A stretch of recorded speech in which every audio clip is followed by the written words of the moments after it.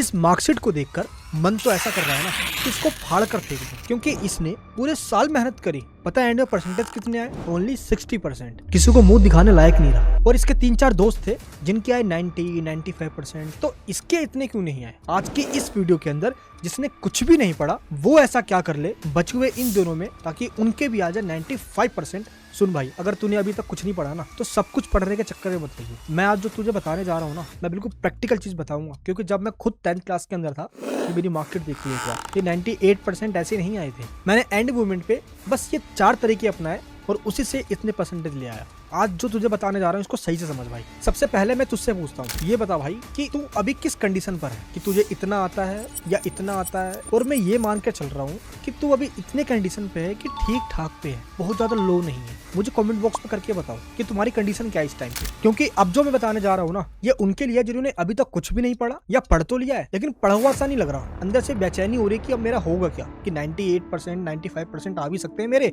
तो चल भाई तुझे अब मैं बताता हूँ एक एक करके। सबसे पहला पॉइंट है PYQs।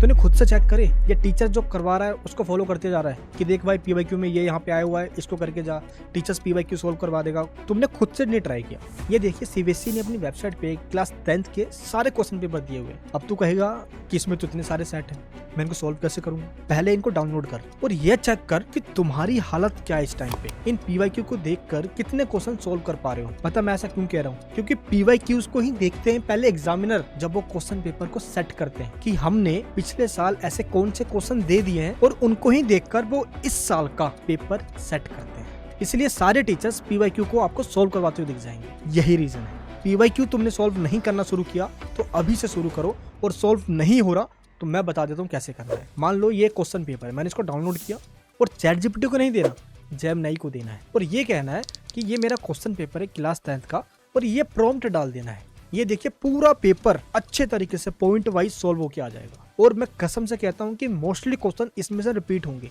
दूसरा पॉइंट है आंसर प्रेजेंटेशन स्किल।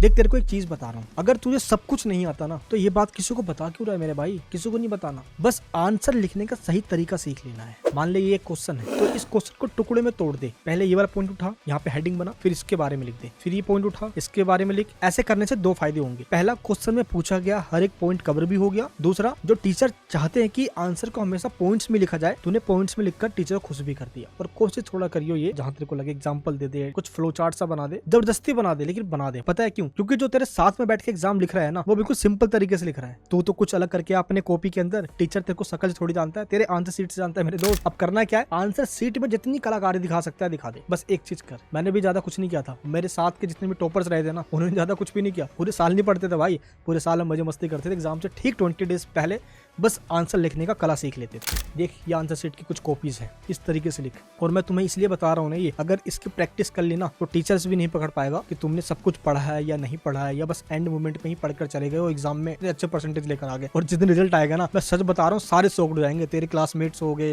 या तेरे पड़ोस वाले हो गए, या जो कहते थे ना इससे तो उम्मीद ही नहीं है, उनकी सिट्टी पिट्टी गुल हो जाएगी। बस ये ध्यान रखना। तो 1 महीने के अंदर गेम पलटा जा सकता है। तीसरा पॉइंट है वन शॉट लेक्चर्स। कई बार YouTube पे वीडियोस तू देख रहा है, मैं जानता हूँ तू अब सोच रहा है कि इसकी वीडियोस देखूं या इसकी वीडियोस देखूं, हजारों वीडियोस हैं, लेकिन चैप्टर का नाम तू डाल, तेरे को जिसकी वीडियो समझ में आ रही है, वन शॉट ज्यादा लेंदी ना हो, उसके वीडियोस देख डाल। पता है क्यों? क्योंकि जो तू समझ लेगा ना वीडियोस से, वो तेरे दिमाग में छप जाएगा। और उसके बाद 4th पॉइंट जो है AI का यूज कर। अब तू बोलेगा AI का कैसे यूज करें? देख मेरे दोस्त, ये है प्रॉम्प्ट, जेमिनी को ओपन करना है और ये कहना है इस पूरे प्रॉम्प्ट से, और चैप्टर का नाम बता देना है, या चैप्टर की जो PDF है वो PDF दे देनी है। और इस तरीके से फ्लो चार्ट में, AI के थ्रू, एग्जाम्पल्स में इतने अच्छे तरीके से वो पूरा चैप्टर तेरे को समझ में आ जाएगा, जिसको तू 5 से 10 मिनट में चैप्टर को खत्म कर सकता है। और मैं तुझे गारंटी दे रहा हूँ, इस तरीके से पूरा चैप्टर पढ़ लेना मेरे भाई, तो भूल जाए ये चीज कि तेरे 60 या 50% आएंगे, कहीं फेल ना हो जाए। 95% कहीं नहीं गए, और आज मैं लिख कर दे रहा हूँ। और मैंने ना कुछ इंपॉर्टेंट टॉपिक्स फाइंड करे हैं। ये देख, जैसे सोशल साइंस के, हिस्ट्री के ये हैं, जियोग्राफी के ये टॉपिक्स हैं, पॉलिटी सिविक्स के ये टॉपिक्स हैं, और इकोनॉमिक्स के ये टॉपिक्स हैं। सेम ऐसे ही मैथमेटिक्स के भी टॉपिक्स हैं, और ये रहे साइंस के टॉपिक्स। और तू चाहता है कि स्पेसिफिक वही टॉपिक्स जो एग्जाम में इस बार रिपीट होंगे PYQ से, ये चेक करके मैं तेरे को खुद समझा भी दूं, तो नीचे कमेंट में लिख दे कि सर लेकर आ जाओ dignity series. I am waiting for dignity series. मैं लेकर आऊंगा वो सीरीज जो तुझे कुछ और पढ़ने की जरूरत भी नहीं पड़ेगी, और वही सीरीज देखकर एग्जाम के अंदर आएंगे 95%, और ये मैं गारंटी के साथ कह सकता हूँ। कमेंट बॉक्स में लिख दो डिग्निटी सीरीज। ये वीडियो कैसे लगी कमेंट बॉक्स में बताना। चैनल पर नए हो तो सब्सक्राइब कर लेना, क्योंकि ऐसे ऐसे टिप्स और सीक्रेट मैं बताता रहता हूँ। मिलूंगा नेक्स्ट वीडियो के अंदर। जय हिंद, जय भारत।